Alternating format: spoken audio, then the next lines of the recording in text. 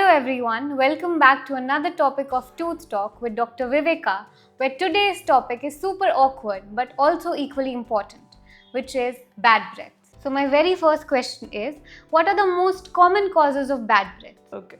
The most common causes of bad breath are બહુ બધા reason હોય છે બેડ બ્રેથની પાછળ. એમાં જે મેઇન રીઝન હોય છે કે પુઅર ઓરલ હાઇજીન, કે આપણે આપણા દાંતનું પૂરતું ध्यान ના રાખતા હોય. બીજું છે કે આપણી ટંગ ઉપરનું જે કોટિંગ હોય છે એ અમુક લોકોને ક્લીન કરવાની આદત નથી હોતી, કે જેના કારણે બેક્ટેરિયા છે આપણા ટંગ ઉપર એક્યુમ્યુલેટ થતા હોય છે. ત્રીજું રીઝન હોય છે કે અમુકને સિસ્ટમિક ડિસઓર્ડર, જેમ કે એસિડિટી છે કે બીજા કોઈ પ્રોબ્લેમ્સ હોય છે બોડીમાં, જેના લીધે બેડ બ્રેથ થતી હોય છે. અમુકવાર ખૂબ જ વધારે પડતું onion, garlic, spicy food intake, એના લીધે પણ બેડ બ્રેથ થતી હોય છે. So, how important is tongue cleaning and is a tongue scraper better than a toothbrush?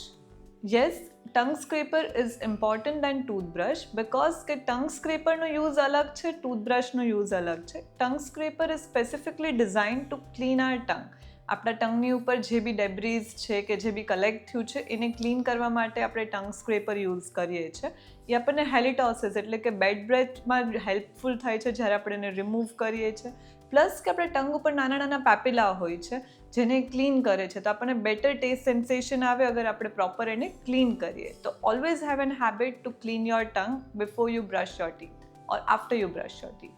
Dr. Viveka, what foods and lifestyle habits should be avoided to reduce bad breath?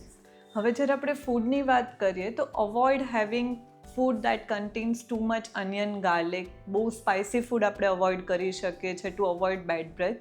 હેબિટ્સમાં જે આપણે changes કરવાના છે એમાં have 2 time brushing habit, tongue cleaning habit will help you to overcome your bad breath.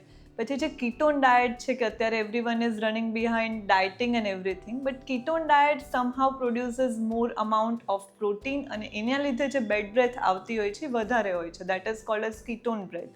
તો આપણે એને reduce કરવા માટે have some water, stay hydrated, that will reduce bad breath. Water આપણે જેટલું બી લઈએ એ આપણને બેડ બ્રેથ રિડ્યુસ કરવામાં હેલ્પફુલ થાય છે.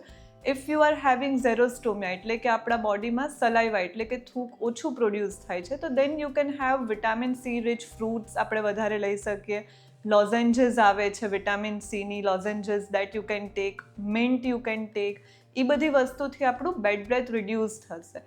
Even parsley, basil leaves will help you reduce your bad breath.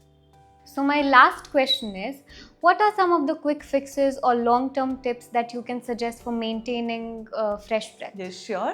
હવે એના માટે there are quick fixes that you can use mouthwash if you are suffering from bad breath, but I would suggest કે long term use of mouthwash is not advisable. બહુ long term માટે આપણે mouthwash ના use કરવું જોઈએ. Instead you can use mouthwash for some like 21 days or something. Then you can use normal warm saline rinses આપણે use કરી શકીએ છીએ. Then what you can do is you can drink a lot of water that will help you to reduce your bad breath.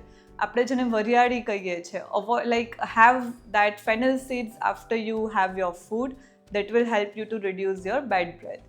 પછી આપણા જે પાન હોય છે કે પાનના લીવ્સ છે, પાર્સલે, બેઝિલ, તુલસી, એ બધું બી આપણે અગર if we chew after having our food, that will reduce bad breath. So that's a wrap on today's episode of Tooth Talk. Remember, bad breath isn't just a social hiccup, but it's your body's way of saying that, hey, something's wrong. Until next time, keep smiling and keep brushing.